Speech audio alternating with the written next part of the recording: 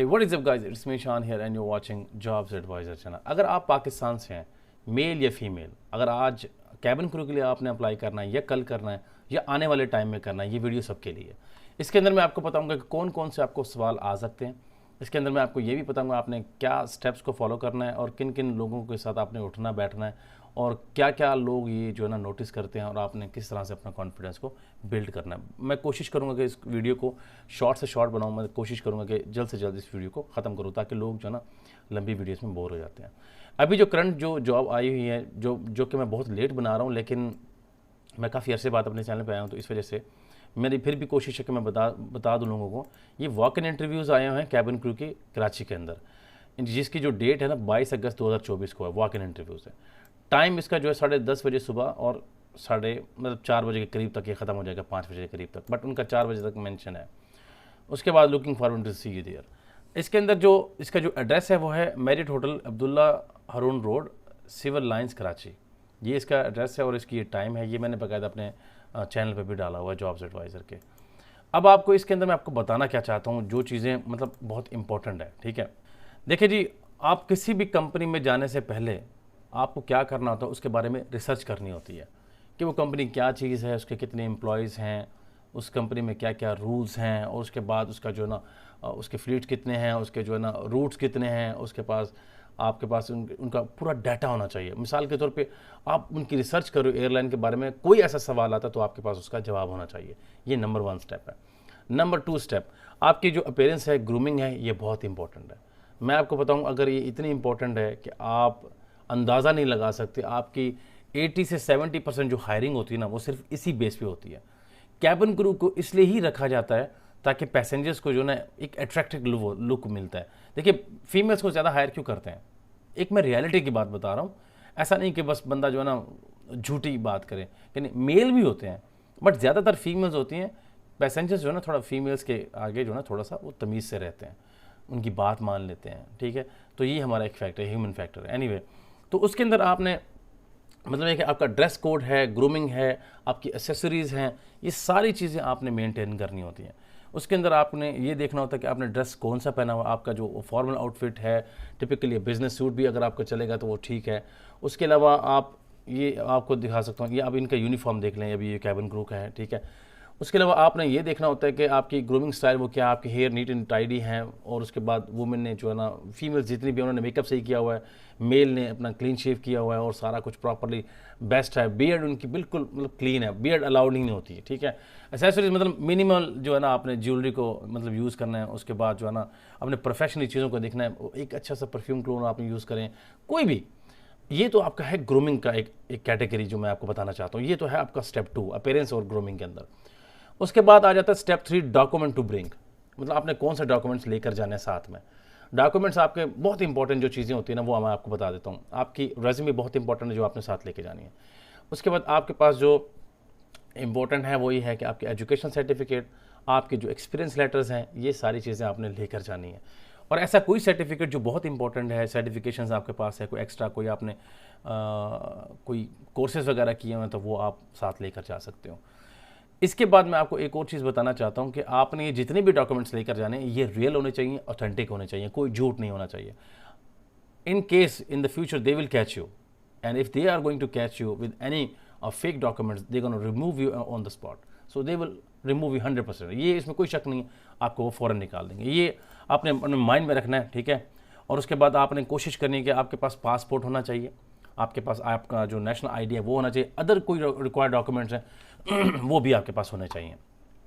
उसके बाद एक और चीज़ जो आपको बताना चाहता हूँ वो ये है कि आप ये देखेंगे आपकी जो की स्किल्स हैं, जो आपने स्टेप 4 है, स्टेप 4 इसके अंदर आपने स्किल्स और की हाईलाइट्स को बताना होता है कि आपके पास क्या क्या हाईलाइट्स हैं, आपके पास क्या क्या स्किल्स हैं, आपने किस तरह से अपनी कम्युनिकेशन स्किल्स को बाहर निकालना है, आपने कस्टमर सर्विस में आपने क्या काम किया हुआ, अगर नहीं किया हुआ तो आपको उसके बारे में क्या पता है, if you have any previous experience, this kind of things you have to mention that. और उसके बाद आपने टीम वर्क शो करना होता है, आपने प्रॉब्लम सॉल्विंग, आपने उनको स्किल्स दिखाने होते हैं। ये बहुत इंपॉर्टेंट, देखिए team work, communication, problem solving और कस्टमर सर्विस, ये चार स्किल्स आपने हमेशा दिखाने हैं कैबिन क्रू की स्पेशल जॉब के लिए, अगर आप उसमें सक्सेसफुल होना चाहते हो। इसके बारे में कुछ भी आपको ना पता हो तो आप मुझे कमेंट कर दीजिएगा, मैं आपको उसके बारे में डिटेल से बता दूंगा। उसके बाद आ जाती है बात उनके इंटरव्यूज़ की, ठीक है।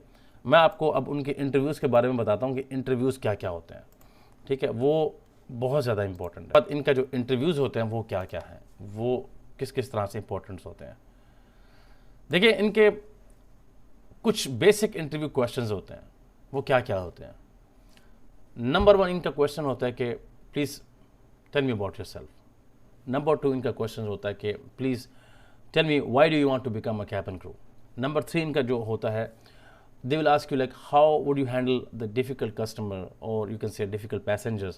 Please provide an example, for specific examples like demonstrating like patience and conflict resolution. आपने कैसे उसको resolve करना है, अगर वो पैसेंजर इशू बनाता है प्लेन के अंदर या एयरपोर्ट के ऊपर, तो आपने उसको कैसे रिजॉल्व करना और आपने उसको कैसे हैंडल करना है।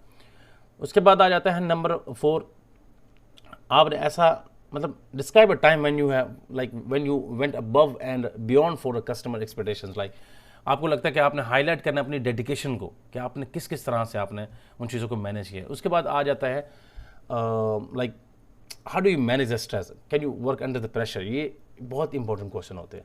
ये बेसिक क्वेश्चन जो है ना, मैं आपको 3 बता देता हूँ जिनको आपने ऐसे रट्टा मार लेना है।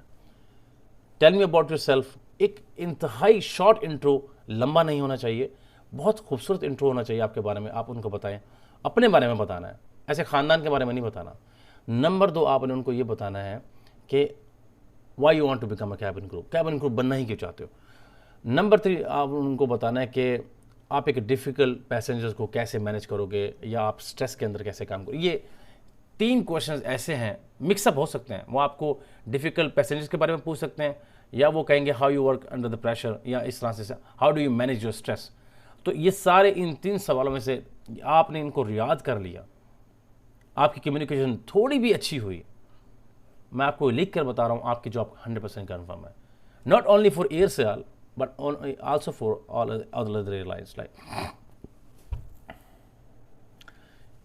if you have prepared yourself with these 3 questions, okay, and if you are ready to go with this one, definitely you're going to get this job, not only for the AirSial but also for other airlines as well. So please prepare yourself. If you have any question, please let me know. And there are some other things which I want to mention here. Like AirSial के अंदर तो मुझे नहीं पता, इनके interview मैंने कभी attend नहीं किए, लेकिन मैं आपको एक चीज़ बताना चाहता हूँ।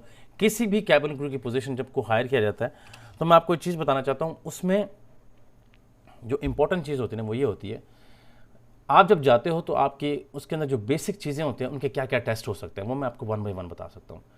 आपका हाई टेस्ट होगा, आपकी ग्रुप डिस्कशन होगी, आपका शॉर्ट इंटरव्यू होगा, कंपनी का एक इंट्रोडक्शन होगा, आपकी प्रेजेंटेशन होगी, रेज्यूमे कलेक्शन होगी, उसके बाद आपको बुलाया जाएगा, शॉर्ट इंटरव्यू होंगे, उसके बाद आपको मज़ीद कंपनी के बारे में बताया जाएगा, उसके बाद आपसे एक इंग्लिश टेस्ट लिया जाएगा अगर लेंगे तो।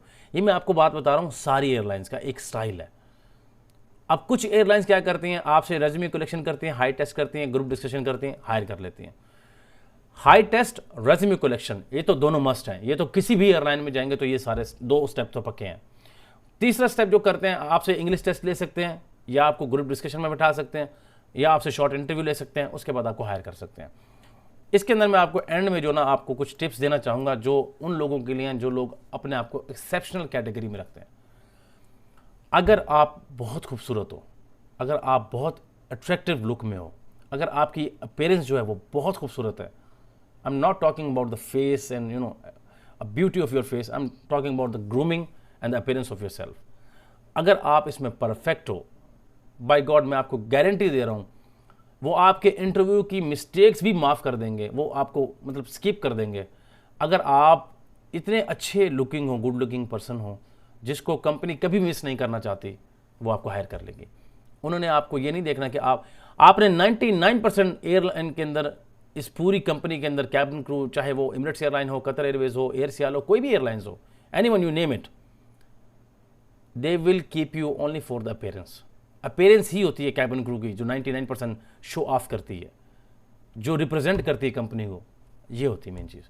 आपको एक एग्जांपल बताता हूँ। ये अभी कैबिन क्रू की जो पोस्टर है, इनमें ये 3 लड़कियां खड़ी हुई हैं। आप अंदाज़ा करें, ये तीनों बहुत खूबसूरत है माशाल्लाह, ठीक है। मैं तीनों की बात कर रहा हूँ। अब इन तीनों को अगर उन्होंने पोस्टर के लिए सिलेक्ट किया, तो मतलब अपीयरेंस होगी तो किया होगा ना, बाकी भी तो लड़कियाँ होंगी। मैं ये नहीं कहता कि बाकी बदसूरत अल्लाह माफ़ करे, मैं ये कहता हूँ कि इनकी जो ब्यूटी है वो मैटर करती है। एक फेस होता है कंपनी का, वो फेस दिखाया जाता है। मैं आपको एक बात बताता हूँ, कतर एयरवेज कैबिन क्रू, मैं इमेजेस में आता हूँ। इस लड़की की पिक्चर आपने काफ़ी दफ़ा देखी होगी।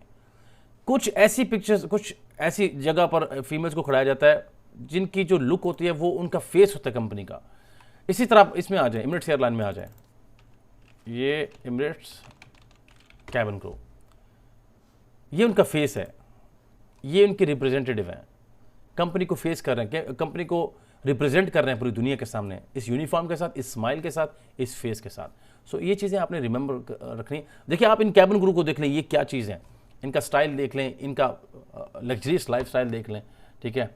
वैसे तो बात करें तो कैबिन क्रू का क्या काम होता है, एक वेटर होती है, मैं बुरा नहीं कहूँगा, लेकिन जॉब की एक क्लास है, सैलरी बहुत अच्छी है, लग्जरियस लाइफ है, आप पूरी दुनिया विजिट करते हो, one of the best job है if you ask me honestly.